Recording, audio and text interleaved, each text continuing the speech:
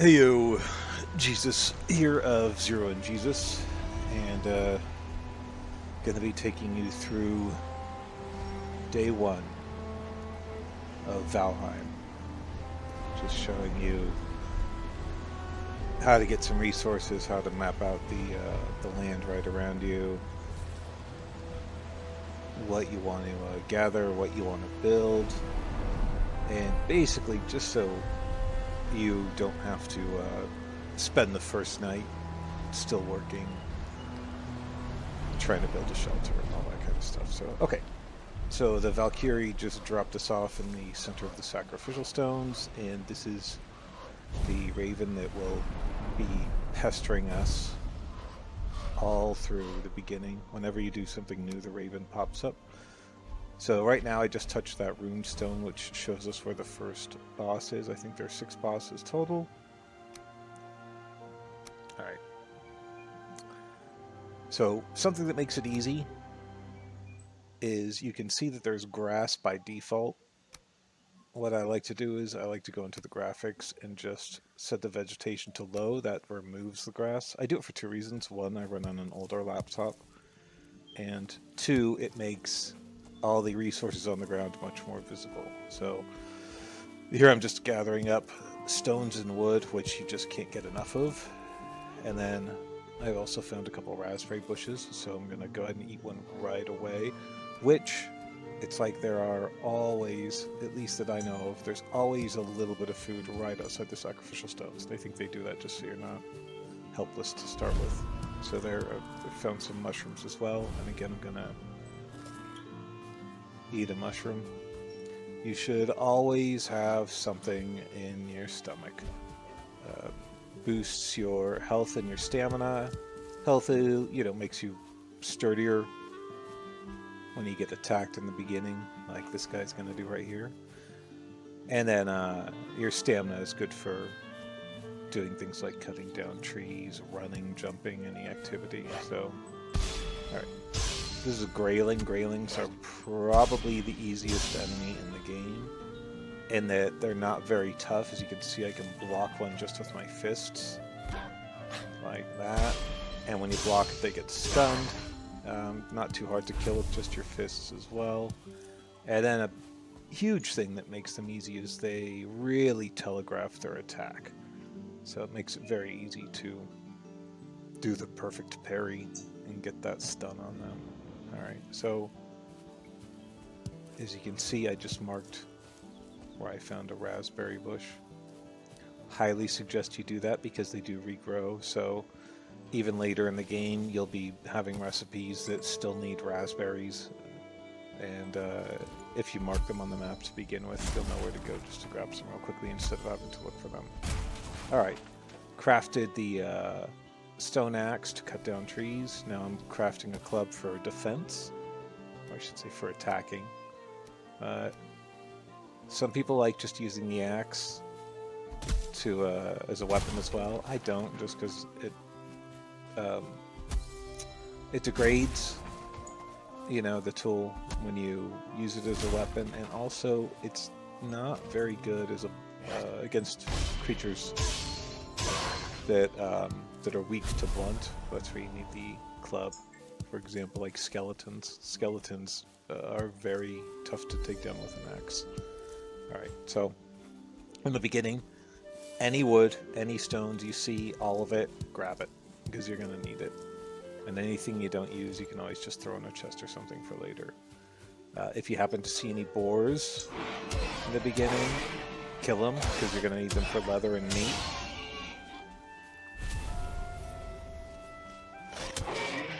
So look at that, alright.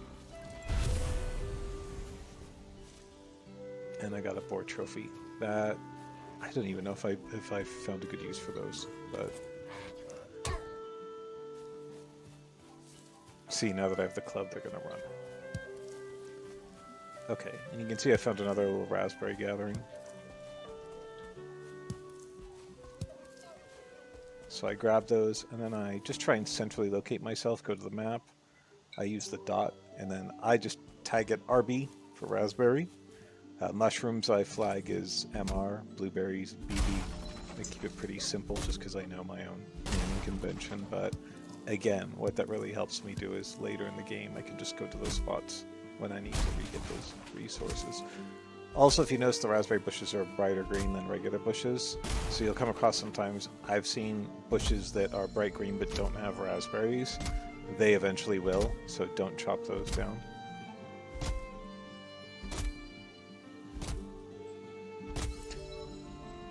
And then you get started with the very tedious task of chopping down trees.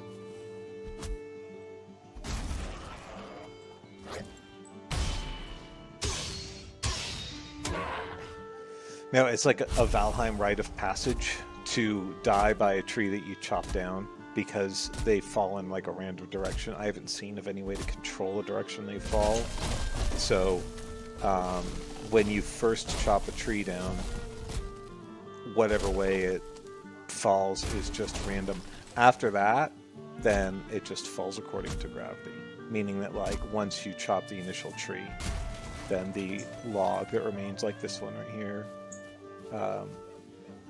which looks like I'm not cutting down, but then that will fall according to gravity. All right, got some mushrooms, and like I said, I keep it very, very simple. MR.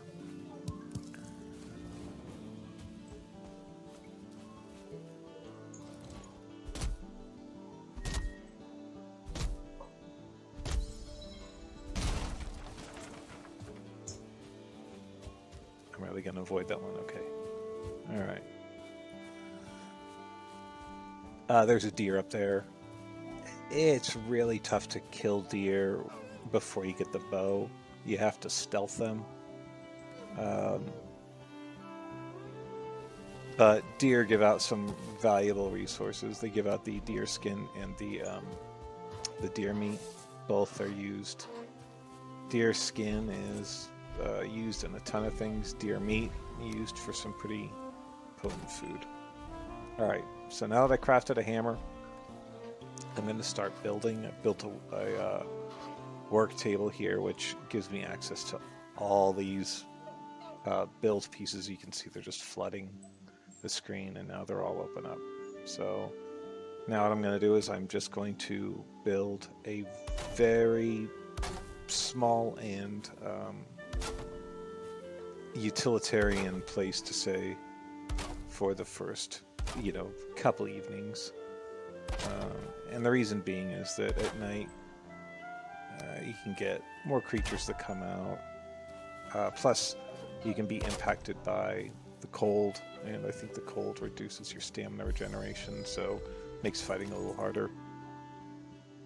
To build a shelter, you really just need a fire, a bed, and covering. So once I build the basic platform, which I just did there, I deconstruct the workbench, and then I put it in what's going to be the interior of my shelter. And the reason being is that in order for me to use the workbench for anything other than construction, it has to be covered. It can't be exposed. And what the game considers exposed is both what's above it and then what's beside it and behind it. So you basically have to have three sides of the workbench sheltered, or else you can't use it. So, and now I'm finding this log. So you'll see when I chop this log down, because it's already disconnected from the stump, it's just going to fall according to gravity. So I can kind of at least predict where it's going to go. Right there and there. There's another one. The stone axe you can actually upgrade at the workbench, but I wouldn't suggest doing it because very early in the game you'll find flint rock, flint stone, and you'll find them by water. And with flint you can build a flint axe, which is just, it's a better axe than even the upgraded stone axe. So there's no need to waste resources upgrading. The stone axe is very transitional, very temporary. And now I'm just trying to get this workbench covered up so I can use it to repair my tools. Because if you look at my hotkey number 3, top left corner, you can see that my axe is almost broken. And even if it's broken, you can still repair it, but see, there, the station is too exposed, which it's picking up something that it doesn't like, so I'm just going to put a little wall here. And then I'm out of tools, but I'm going to go back and see if that's enough to consider it. See, and now considers it usable. So with that, I repaired all my tools. And then I'm going to finish the shelter, which means more chopping of trees, which, like I said in the beginning, is super tedious. You can see in the bottom left, the raspberry that I ate is about to run out. And when it does, I'm just going to pop a new one because I want to keep my stamina up. Come on. 10 seconds left. And there we go.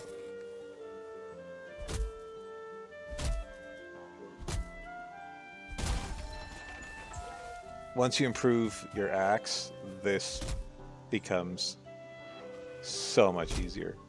The stone axe in the beginning is so primitive. Okay, so if you notice, it just had my axe skill improve to 1. That's not my chopping ability. That's actually using the axe as a weapon, which, like I said, I rarely do.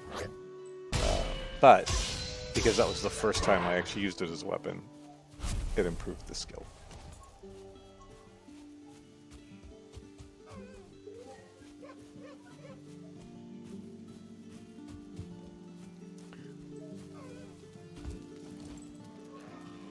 So you can see I'm keeping this shelter super simple. And again, I'm usually do something very basic for my first shelter, just so I've got a place that I can pass the night in. So I don't have to endure the evening.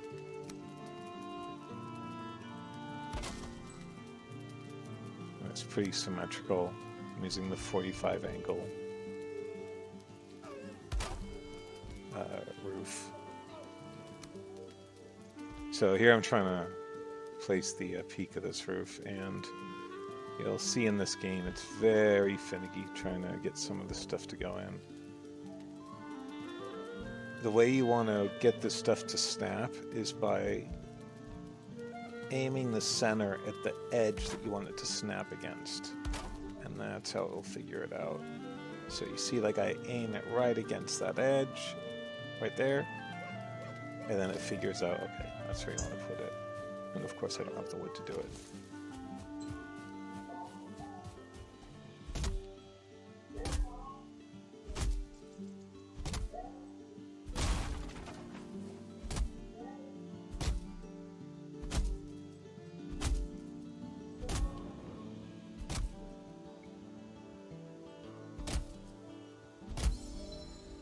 Also, another good reason to get a shelter up is in the beginning, like I said, it drops you off in the center of those sacrificial stones. Because these worlds are procedurally generated and they're random, sometimes you can start very close to the next biome, excuse me, next biome up in difficulty, which is the Black Forest. And at night, creatures from the Black Forest will come pouring out, and at this point in the game, you're just not ready to handle them. The Black Forest creatures are several types of gray dwarves, and then also skeletons. The skeletons have swords and bows. The gray dwarves throw stones at you. There are also like gray dwarf brutes that have this huge club, and I think at this point they would, with the armor that I have, which is nothing, it's rags, they would kill me in one hit. So, all right. So we're finishing this up here. And then if you notice I don't put a roof over the fire, if you do, you'll end up having the smoke fill your settlement, and that will actually damage you. So what I'm doing instead is I'm going to angle one piece of roof the other way so the smoke is vented out, not in. This is by far the most primitive kind of chimney you can make. Once you start getting to more advanced settlement design, you know, you'll come up with something better, but that does the job. Job being just, you can see the smoke, just get the smoke out. So then, next thing is build a bed. Now that I have a bed, I can set a spawn point, so if I die, I'll just respawn on the bed. And then the other thing is, since I have a bed, I have a fire, and I have a cover, I now can sleep. And when you sleep, it just passes the rest of the day and goes to the next morning. So like I said, so if you happen to be near like Black Forest or something, you can just go to sleep when the sun is setting. You don't have to worry about fighting all these things at night.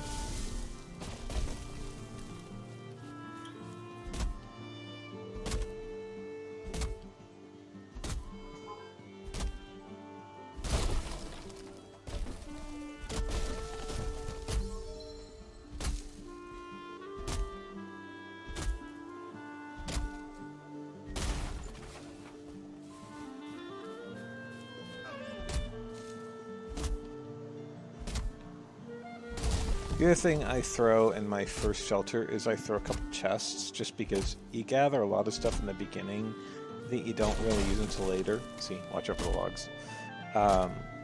You get a lot of stuff in the beginning that you don't really need until later, like seeds for trees, and it's like you're not going to be planting trees at this point. Also, the dandelions you don't need until much later. You use them in cooking. So now I'm just going to craft a couple chests. And also, I'm going to put a couple spits up. Spits are where you cook your meat. So from those 2 boar that I killed, I got 2 chunks of meat.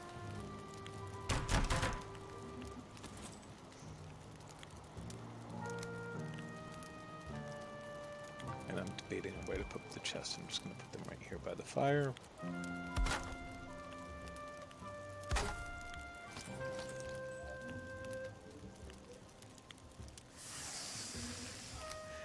And so what I was going to do here is I was going to build a piece of flooring over the chests. I ended up not doing that, but if you build a piece of flooring over the chests, you can actually stack another set of chests on top of them. It's just because the place I'm using right now is so small that I need to make the most out of all the room that I have. Alright, and then you can see it's getting dark outside. Sun hasn't quite gone down yet. You'll know when the sun has gone down because it will actually tell you that you're feeling cold unless you are near a fire. And if you're near a fire, then you'll see a fire icon that popped up right there. So if you see the fire icon, you won't get cold. But also the other thing is you'll hear the music change. And I didn't even wait. I just went to bed. And you can see, so what that does is that just takes you through the night. You hear a little bit of the night music there.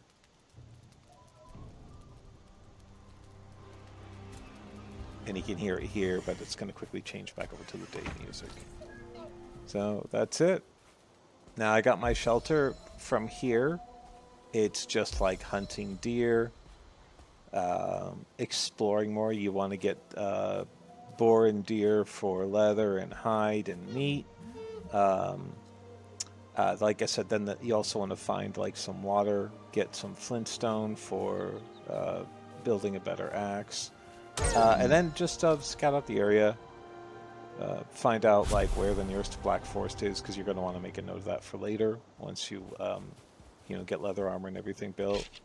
Okay, so here we go. Perfect example. So the fact that there's a skeleton here means that there's probably a black forest nearby. This guy is going to kill me. Yep. So it means there's probably a black forest near where I am, because that's where they pour out of, and you could see exactly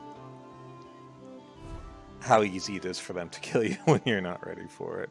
So, yeah, make sure that you know where the local black forest is. If you die, you lose a little bit of skill, and then you lose your inventory, which is what this bird here is telling me. Your inventory just drops right where your body is, so you pick it up. And then you want to make sure once you pick everything up that you re-equip your armor. And that does it. And I don't see the skeleton around. I'm guessing he's around here somewhere. They usually don't wander too far. But it seems like they wander off a little bit, and I think they do that so you can get your body back. There he is. Alright, he should be injured enough for me to take him out now. Oh yeah, he's a level 2 skeleton. There's that star by his name. So creatures either have 0 stars, 1 star, or 2 stars. The 1 and 2 star creatures get pretty nasty. So that was actually a 1-star skeleton. Okay, and then here you can see I found some mushrooms, so I'm going to grab those and then mark that on the map. But I think you get it from here. Alright, thank you so much for watching. And then obviously look for more content. If you like this, do the whole like, subscribe thing. And take care.